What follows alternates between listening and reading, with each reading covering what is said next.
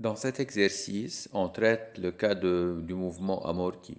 Donc, on a un objet de 10,6 kg qui oscille à l'extrémité d'un ressort vertical ayant une constante de rappel de 2,05 fois 10 exposant 4 newtons par mètre. L'effet de la résistance de l'air est représenté par le coefficient d'amortissement B ou bêta. Ce qu'on nous demande de calculer la fréquence de l'oscillation amortie. La partie A, la partie B, par quel pourcentage l'amplitude de l'oscillation diminue-t-elle durant chaque cycle, et C, de déterminer en combien de temps l'énergie du système diminuera de 5% par rapport à sa valeur initiale. Donc, on est dans un cas où on a une force de frottement, donc l'autre mouvement est un mouvement amorti. On a la situation suivante, un ressort vertical avec une masse attachée à son extrémité. Donc, on a comme force le poids, la force du ressort que je vais appeler Fr, et la force de frottement petit f qui est reliée à la résistance de l'air. Donc, si on effectue le bilan des forces, on a mg plus Fr plus petit f égale à ma. Et comme on a vu dans le cours, on arrive à la relation suivante, mx de point plus b fois v plus kx égale à 0, ou bien mx de point plus bx point plus kx égale à 0. Donc x de point plus b sur m, x point plus k sur m, x égale à 0. Donc ça, c'est notre équation différentielle qui nous intéresse. X de point plus b sur m, x point plus k sur m, x égale à 0. On pose b sur m égale à 2 gamma. Donc gamma égale b sur 2m. Et oméga 0, qui est la pulsation propre de notre système, c'est égal à racine de k sur m. Dans la donnée, ils nous ont indiqué que le mouvement est un mouvement amorti. Donc, la solution du mouvement amorti s'écrit sous la forme suivante. X en fonction du temps égale à A exponentielle moins gamma t fois cosinus lambda t plus phi, avec gamma c'est égal à b sur 2m et lambda qui est la pulsation du mouvement, c'est égal à racine carrée de oméga 0 au carré moins gamma au carré, avec oméga 0 la pulsation propre du système qui est égale à racine de k sur m. On commence par calculer la pulsation propre oméga 0, donc c'est racine de k, k c'est 2,05 fois 10 exposant 4 newtons par mètre divisé par la masse qui est 10,6 kg.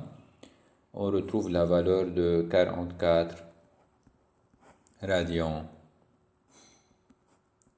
par seconde. Ensuite, on remplace dans la partie lambda. Donc pour trouver lambda, on remplace oméga 0 et gamma par leur valeur. On voit que oméga, ou bien pardon, lambda, c'est égal à racine oméga 0 44 au carré moins gamma, c'est B sur 2M. B, c'est égal à 3 divisé par 2M, 2 fois 10 expose 10,6, le tout au carré. On va retrouver une valeur à peu près égale à 44 radians par seconde. À peu près égale puisque c'est un peu moins que 44. Mais vous voyez bien que oméga 0 et lambda sont à peu près les mêmes puisque le coefficient d'amortissement B est faible. Donc si ce coefficient devient plus grand, évidemment, cette valeur va changer. Donc on trouve que oméga 0 et lambda ont à peu près les mêmes valeurs. Dans la partie B, il nous demande de trouver par quel pourcentage l'amplitude de l'oscillation diminue-t-elle durant chaque cycle. Donc il faut commencer par calculer la période ou bien la pseudo-période T. La pseudo-période, c'est 2pi sur lambda. Donc ça va être égal à 2pi sur 44 radians par seconde. L'amplitude initiale va être égale à A, à t égale à 0. On doit chercher l'amplitude à t égale à une période. Dans ce cas, cette amplitude va être égale à A exponentielle moins gamma fois la période ou bien la pseudo-période t. Donc le pourcentage de diminution de l'amplitude durant une période va être égal à A moins AE moins gamma fois la période divisé par A. Donc si vous remplacez gamma par sa valeur et la pseudo-période par sa valeur, vous allez obtenir la valeur de 0,02 ou bien 2%. Donc durant chaque cycle, l'amplitude va diminuer de 2%. Donc vous voyez qu'après un certain moment, notre oscillateur va être à l'arrêt. Donc c'est la différence entre un oscillateur harmonique où l'amplitude ne diminue pas, elle reste constante. Mais dans le cas d'un ressort en présence d'une force de frottement, on est dans le cas amorti, l'amplitude va diminuer. Si j'essaie de faire une représentation graphique, par exemple, je vais tracer x en fonction du temps.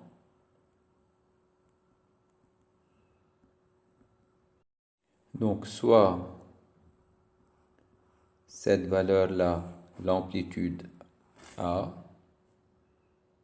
donc en bas c'est moins A,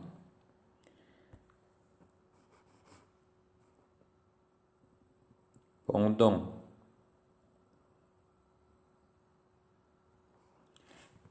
le premier cycle, donc la valeur va diminuer de l'amplitude ici, va diminuer de 2%. Chaque fois, cette valeur va diminuer de 2%, ainsi de suite. Donc, on a une décroissance, et cette décroissance est exponentielle avec la valeur de E moins gamma fois T. La mécanique de l'oscillateur amorti peut être calculée de la façon suivante. Donc, EM, l'énergie mécanique, égale à K qui est l'énergie cinétique, plus U, l'énergie potentielle. On sait que K, l'énergie cinétique, c'est égal à 1 demi M x point au carré, et U, l'énergie potentielle, c'est égal à 1 demi K x au carré, K étant la constante de raideur du ressort. L'équation du mouvement de l'oscillateur amorti est égale à x de t AE moins gamma t fois cosinus lambda t plus phi. Donc c'est l'équation générale du mouvement amorti. Dans le cas de cet exercice, on a vu que la pulsation angulaire lambda est égale à la pulsation angulaire propre du système qui est égale à lambda 0. Donc c'est à peu près égal à lambda 0 et lambda 0 étant égal à la racine de k sur m.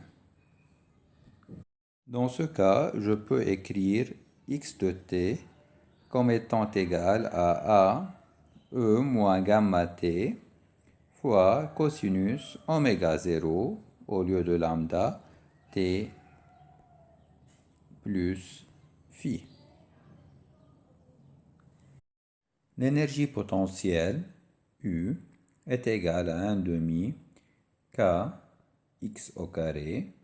Donc c'est égal à 1 demi k fois a au carré e moins 2 gamma t fois cosinus au carré oméga 0 t plus phi. Donc cette expression-là, c'est l'expression de l'énergie potentielle. Calculer l'énergie cinétique, que je vais utiliser la notation grand K, donc c'est égal à 1 demi m v au carré ou bien x point au carré. Donc il faut dériver la x par rapport au temps. Donc x point va être égal à moins gamma a exponentielle moins gamma t cosinus oméga 0 t plus phi moins oméga 0 a exponentielle moins gamma t sinus lambda 0 t plus phi. Donc ça c'est la vitesse x point. Je vais arranger l'expression x point comme suit. X point égale à moins a oméga 0 e moins gamma t en facteur. Donc j'aurai ici gamma divisé par oméga 0 cosinus oméga 0 t plus phi plus sinus oméga 0 t plus phi. Dans le cas de cet exercice, si on calcule gamma qui est égal à b sur 2m, on aura la valeur de 0,1415.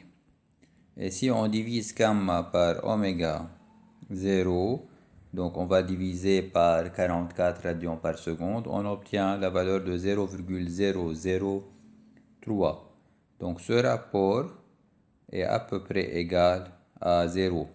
Donc je vais considérer que gamma divisé par oméga 0 cosinus oméga 0 t plus phi, tout ce facteur-là tend vers 0 dans le cas de cet exercice-là. Donc ce terme-là devient un terme nul. Je peux écrire x point comme étant égal à moins a oméga 0 e moins gamma t fois sinus oméga 0 t plus phi. Donc l'énergie cinétique grand K est égale à 1 demi mx point au carré, mx point donc a au carré oméga 0 au carré e moins 2 gamma t sinus carré oméga 0 t plus phi. Et à la place de m a au carré, rappelez-vous bien que oméga 0 au carré est égal à k sur m. Donc je peux dire que l'énergie cinétique va être égale à 1 demi. Donc à la place de m fois oméga 0 au carré, je vais la remplacer par la constante de raideur k. donc 1 demi K A au carré E moins 2 gamma T sinus au carré oméga 0 T plus phi. Finalement, l'énergie mécanique est égale à K plus U. Donc cette énergie mécanique va être égale à 1 demi K A au carré E moins 2 gamma T facteur de cosinus carré oméga 0 T plus phi plus sinus carré oméga 0 T plus phi. Donc le terme entre l'accolade c'est égal à 1. Donc finalement on obtient que l'énergie mécanique est égale à 1 demi K A au carré E moins 2 gamma T. Cherche le temps pour lequel l'énergie mécanique totale est 5% de celle initiale. Donc énergie mécanique initiale, donc AT égale à 0, c'est égal à EM initial, donc AT égale à 0, est égal à 1 demi K A au carré. On cherche le temps pour lequel l'énergie est égale à 5% de l'énergie initiale.